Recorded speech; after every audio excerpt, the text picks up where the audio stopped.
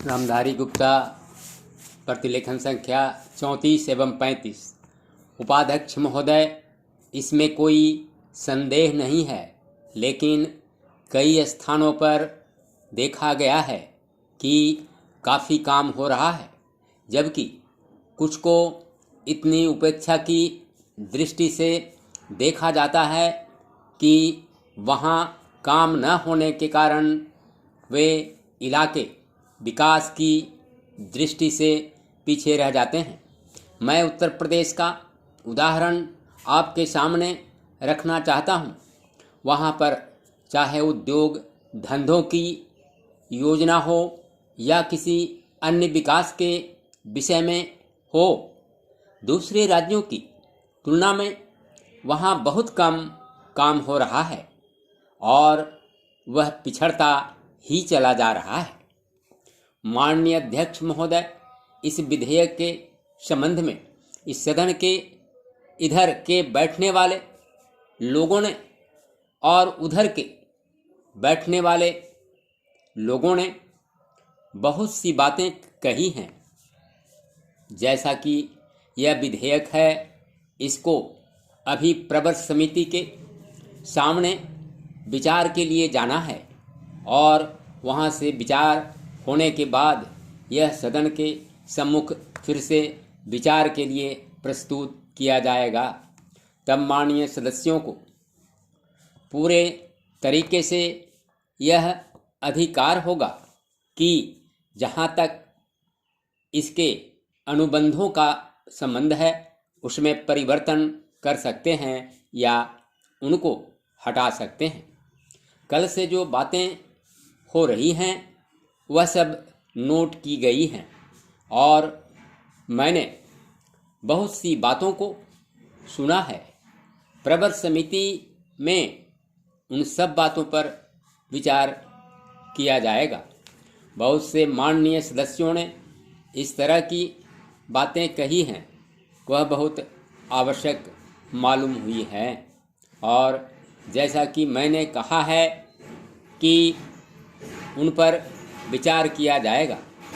जहाँ तक सहकारिता का संबंध है, चाहे इधर के बैठने वाले माननीय सदस्य हों, चाहे उधर के बैठने वाले माननीय सदस्य हों, सबकी यह मांग है कि जब हम जनतंत्र में विश्वास करते हैं और अपने यहाँ प्रजातांत्रिक प्रणाली कायम कर ली है और जबकि देश में गरीबी है और उसका गलत लाभ भी उठाया जाता है, तब सहकारिता की बहुत आवश्यकता है।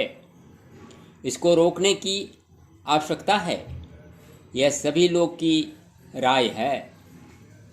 जहाँ तक इस सहकारी विधेयक का संबंध है, बहुत से माननीय सदस्यों ने बहुत सी बातें इसके संबंध में कही हैं। मैं सब बातों का विवरण में तो उत्तर नहीं दे सकता हूँ, लेकिन मैं थोड़े में खास बातों का उत्तर देने की कोशिश करूँगा। जैसा मैंने अभी कहा, जब हमने अपने यहाँ जनतंत्र कायम किया है तो हमें अपने समाज के ढांचे को बदलना पड़ेगा। महोदय, मुझे इस संबंध में एक बात और कहनी है। वह यह है कि मुझे मुख्य आयुक्त के भाषण के अनुसार यह आशा थी कि सरकार मजदूरों की उन्नति के लिए, उत्थान के लिए, उद्योगों के विकास के लिए और गांवों की स्थिति सुधारने के लिए तकनीकी प्रशिक्षण देने का काम करेगी। लेकिन ऐसा ज्ञात होता है कि आर्थिक शक्ति सीमित होने के कारण इसी ओर कार्यवाही करने की संभावना नहीं रही। फिर भी मुझे आशा ही नहीं अपितु पूर्ण विश्वास है कि भविष्य में हमारा मंत्रिमंडल इसी ओर अवश्य अविलंब ध्यान देगा। इसी प्रकार से ग्रामीणों की अवस्था सुधारने के लिए सरकार घरेलू उद्योग धंधों को भी बढ़ाएगी, जो अभी तक नहीं के बराबर है। भारत की दृष्टि से कुटीर उद्योग बड़े उद्योगों की अपेक्षा अधिक लाभदायक हैं। पहली बात तो यह है कि भारत एक गरीब देश है और उसके पास इतना पैसा नहीं है कि वह बड़े उद्योगों के लिए पर्याप्त संख्या में बड़ी बड़ी मशीनें मंगवा सके। बड़े उद्योगों के लिए बहुत बड़ी बड़ी महंगी मशीनों की आवश्यकता होती है, जबकि कुटीर उद्योग छोटी छोटी और सस्ती मशीनों से चल जाते हैं। कुटीर उद्योगों के लिए न तो बहुत बड़ी बड़ी इमारतें बनानी पड़ती हैं और न ही बहुत महंगी मशीनों की आवश्यकता पड़ती है। अतः ये उद्योग छोटे छोटे गांव में भी प्रारंभ किए जा सकते हैं। कई उद्योग तो इतनी थोड़ी पूंजी से भी शुरू किए जा सकते हैं कि उतनी पूंजी प्रायः हर किसी व्यक्ति के पास होती ही है। कुटीर उद्योगों में दूसरी बड़ी सुविधा यह है कि इनमें बहुत अधिक मजदूरों की आवश्यकता नहीं होती। एक परिवार के सदस्य ही उस उद्योग को चलाने के लिए पर्याप्त होते हैं। घर के सब सदस्य उस काम में हिस्सा बटा सकते हैं। बड़े उद्योगों में प्रत्येक मजदूर को कोई विशेष कार्य सीखना होता है और उस काम में कुशलता प्राप्त करने में उसे काफ़ी समय लग जाता है।